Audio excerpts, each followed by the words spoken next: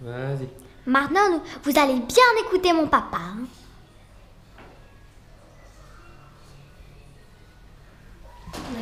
Bonjour à tous. Alors aujourd'hui on va faire une petite vidéo sur le régulateur du CS2. Alors, première chose qu'il faut savoir. Le CS2, quand vous allez démonter le régulateur, il ne faut pas que la bouteille soit dessus. Hein. Ça c'est une première chose. Deuxième chose, vous vérifiez bien qu'il est purgé. Alors purgé, ok, vous pouvez le faire en soulevant le bolt bonnet et en retirant le bolt. Ça c'est une première chose. Mais d'expérience, juste parce que j'ai eu le cours une fois, vous l'allumez, tout simplement, vous coupez les yeux et vous tirez un coup. Pour être sûr que le régulateur soit purgé. Alors je vais vous raconter une petite anecdote. Millennium de Bitburg 2016. Je démonte le régulateur d'un CS1. Il était encore sous pression. Ici, ce qu'on appelle le POPS, il a fait 3 mètres au-dessus de ma tête. J'ai failli être décapité par un POPS. Donc s'il vous plaît, vérifiez bien que votre lanceur est purgé. Il allait aller dans la figure. Ah oui, il aurait pu aller dans ma figure. J'ai risqué un accident. Et planète, aïe aïe aïe, il n'était pas assuré. Pas soit. Bon, alors quand on fait l'entretien général, c'est toujours intéressant de nettoyer le fil du POPS. Ça évite, voyez les crasses qu'il y a dedans. Au moins ces crasses, elles ne remontent pas dans votre circuit, c'est quand même mieux. Alors, cette vidéo pour le régulateur, donc qui est le régulateur SL5, elle est autant valable pour le CS1, le CS1.5, le CSR et pour le CS2. Mais là ici, donc je la fais pour le CS2. Alors, on va la mettre comme ça, au moins je suis plus ou moins sûr de ce que vous voyez. Hop, je déplace. On va déplacer ça, comme ça. Hop. Bonjour, on est des amateurs, on se prend pas trop la tête. Hein.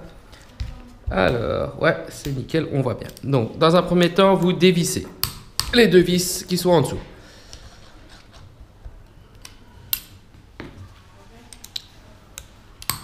Hop là. Hop, à fond. Voilà. Boum, le ressort tombe tout seul. Munissez-vous d'une petite pince, alors de préférence sans dents, pour aller chercher le piston. Ne serrez pas comme un malade pour sortir le piston. Hop, et vous lavez. Alors, première étape. Vous nettoyez l'intérieur un coup. Ça fait pas de tort. Hop, vous retirez toutes les petites crasses qu'il peut y avoir. Au moins, ça c'est propre. Alors, hop, hop, on retire les vis. Vous voyez, il y a un peu de peinture là, on nettoie. Au moins, c'est propre. Hop, on retire tout ce qu'on voit comme peinture. La peinture, c'est mauvais, ça corrode. Voilà. Alors, donc ça c'était pour ça. Alors maintenant, le petit piston. Hop, le piston. Hop. Voilà. Alors pourquoi je fais cette vidéo sur le régulateur? Le régulateur en temps normal vous n'êtes pas censé le démonter. Vous ne le démontrez que le jour où il y a vraiment un réel problème. Comme par exemple quand il fait coin-coin. Alors s'il fait coin-coin, je rappelle, le CS1, le CS1.5, le CSR et le CS2, ils marchent en basse pression. Répète basse pression. Basse pression. Plus fort. Au lieu de manger tes chips. Oui, c'est bon.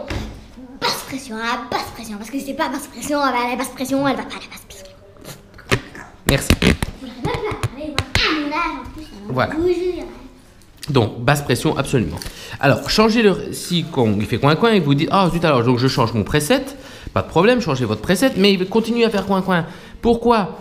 Parce qu'il y a deux raisons. La première, c'est que le joint ici est abîmé, donc il faut le changer, c'est un 14 x 2, NBR 70. Et deuxième chose, hop, hop, on nettoie vite, il faut changer le cil qui est là. Donc c'est l'espèce de bombe, de grosse gomme sur lequel le piston en fait, il est comme ça, hop, et il vient taper, il vient taper dessus. Oui, c'est le truc noir à l'intérieur. Il vient taper dessus. Donc il vient chaque fois taper dessus. Et le force, à cause de la haute pression, ça s'imprime. Et donc ça marche au point. Voilà, c'est pour ça que ça fait coin-coin.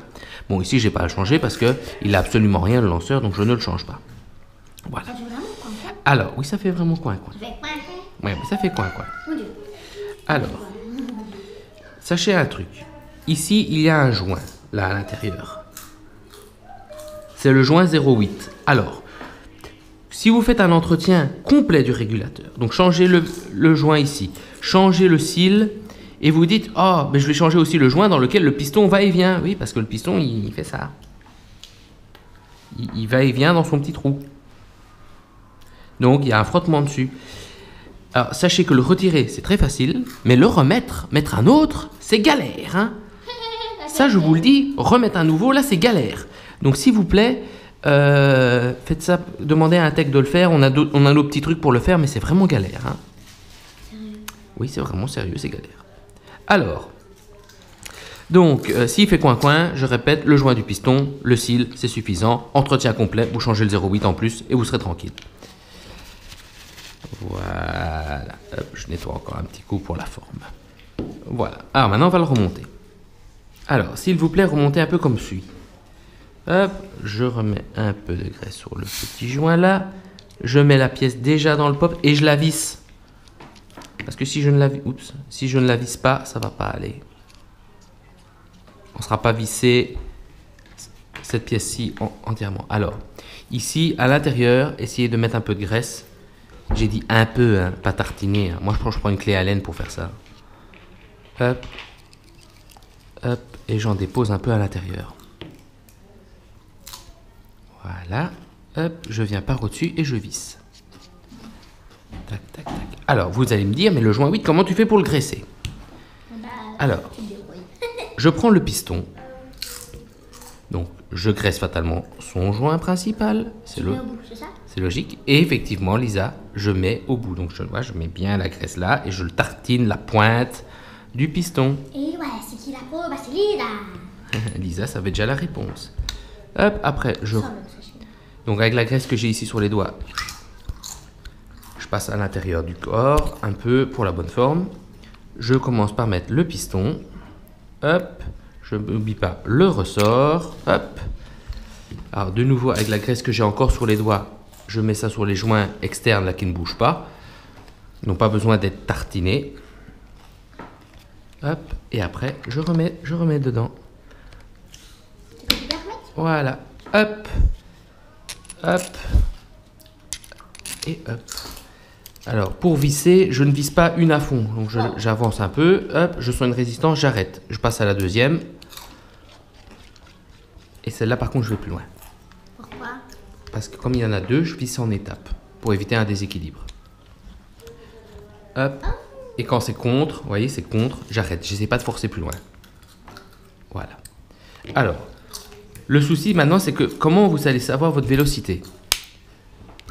Donc vous prenez la clé de vélocité, vous mettez dans son petit trou, vous vissez à fond. Il y a des trous partout. Oui, il y a des trous partout, ça c'est sûr. Il y a beaucoup de trous. Hein. Voilà, là je suis contre. Eh bien, vous allez dévisser 4 tours. 1, 2, 3, 4. Et là, vous êtes plus ou moins à 2,70. Voilà. Au moins, vous remettez un peu votre lanceur à une vélocité plus ou moins normale. Ça, tu m'as toujours et vous êtes ça tranquille. Ouais, je fais comme ça. Et après, quand j'affine avec avec un chrony. Voilà, c'est ce qu'il fallait savoir sur le régulateur SL5. Voilà pourquoi maintenant vous serez prévenu de ne pas avoir un truc qui va dans votre tête, qui va monter jusqu'à 3 mètres de haut, et après vous devez débrouiller jusqu'à l'ambulance, mais piquerotte. Ah, tu m'as filmé en plus. Bah oui, je t'ai filmé. Ouais, moi, ça. Allez. Sur ce, vite, un petit mot aussi, tant que j'y suis dans les nouvelles du CS2, je vais vite faire une vidéo encore après. J'ai eu 3 petites nouvelles sur le software. À tout de suite.